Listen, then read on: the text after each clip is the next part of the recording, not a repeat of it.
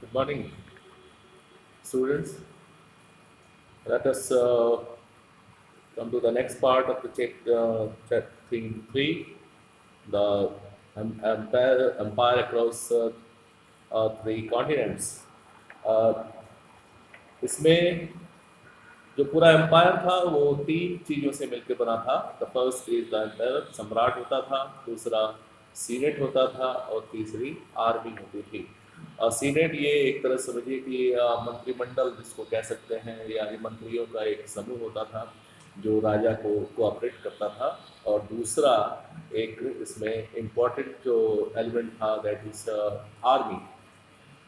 Senate बहुत ही ताकतवर हुआ करते थे और इसमें ज़्यादातर जो इटालियन लोग थे उनका इसमें बहुत ज़्यादा प्रभाव था, यानी इम्पैक्ट उनका सबसे ज़्यादा था और उसी के प्रभाव में एम्पायर भी रहता था।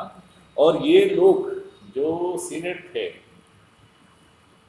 हमेशा आर्मी से चिढ़ते रहते थे, क्योंकि आर्मी एक बहुत ही इम्पोर्टेंट फैक्टर थी और ये डिपेंड करता था कि राजा के पास कितनी बड़ी आर्मी है। और नियरली उस समय रोमन एम्पायर के पास 6 लाख आर्मी हुआ करती थी और ये सब पेड आर्मी थी, क्योंकि इससे पहले जो भी राजा महाराजा हुआ करते थे, चाहे इंडियन हिस्ट्री में भी हम पढ़ेंगे, तो पेड आर्मी ये लोग नहीं रखते थे। यानी जब युद्ध का समय होता था तो गांव से लड़ने वालों को बुला लिया जाता था और युद्ध के में लड़ने के बाद फिर ये अपने गांव वापस चले जाते थे और इनको जो कुछ अ, अ, काम जो लड़ने का जो खर्च है या कुछ पैसा इनको दे दिया जाता। बट रोमन में ऐसा नहीं था। रोमन में जो लोग इनमें चूज किए जाते थे आर्मी के लिए, और ये पेड आर्मी थे, और 6 लाख आर्मी ये उस जमाने के लिए कई बहुत बड़ी चीज हुआ करती थी।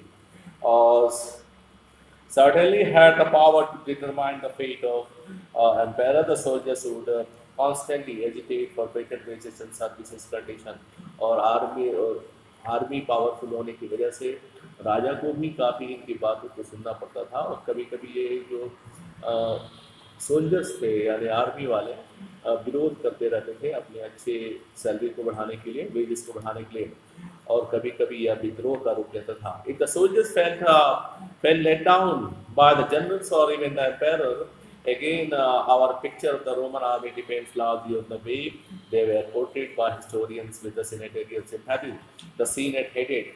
और इसी की वजह से राजा को उनकी बहुत सारी बात माननी पड़ती थी, और इस बात से सीनेट के लोग थे वो काफ़ी आर्मी से घृणा करते रहते थे, यानी उनसे नफरत करते थे और उनसे डरते भी थे, क्योंकि बहुत ज़्यादा अगर टेरिटरी को हम ऑक्युपाई करते हैं चारों तरफ तो इसके लिए हमें एक एबल आर्मी की ज़रूरत पड़ती है। और इसके बाद आ गई 3rd सेंचुरी में, और ये क्राइसिस बढ़ती जा रही है। When government was forced to tax more heavily to pay for its mounting military expenditure.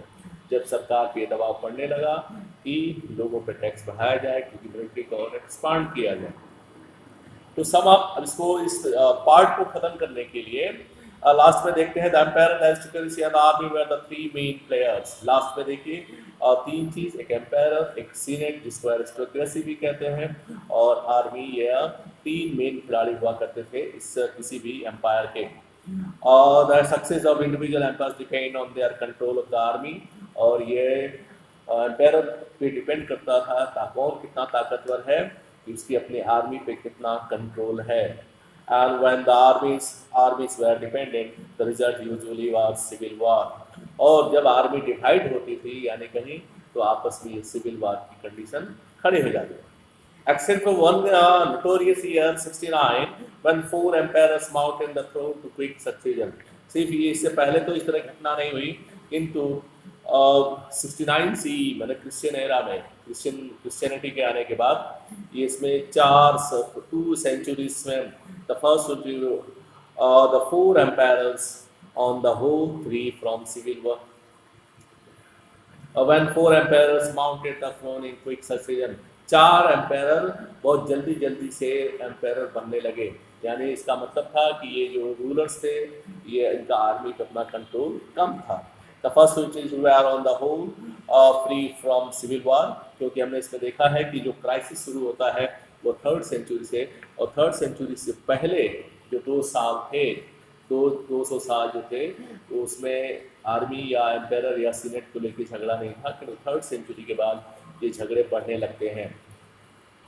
Succession at the throne was based on the possible on army descent, either natural or adopted. Even the army was strongly wedded to this principle.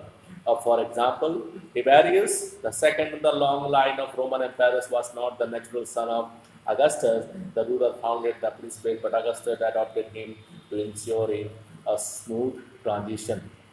External warfare was also much less common in the first 2 centuries. पहले जो 200 साल थे, यानी first century C और second century जो CE में वार बहुत कम हुए, इसलिए इस समय क्राइसिस भी कम थे। The empire inherited by Tiberius from Augustus was already so vast that further expansion fell to unnecessary. Augustus ने जो अपने एम्पायर को इतना लंबा चौड़ा बढ़ा दिया था, उसके बाद के रूलर्स को ये लगता था कि अब बहुत ज़्यादा बढ़ाने की ज़रूरत नहीं है।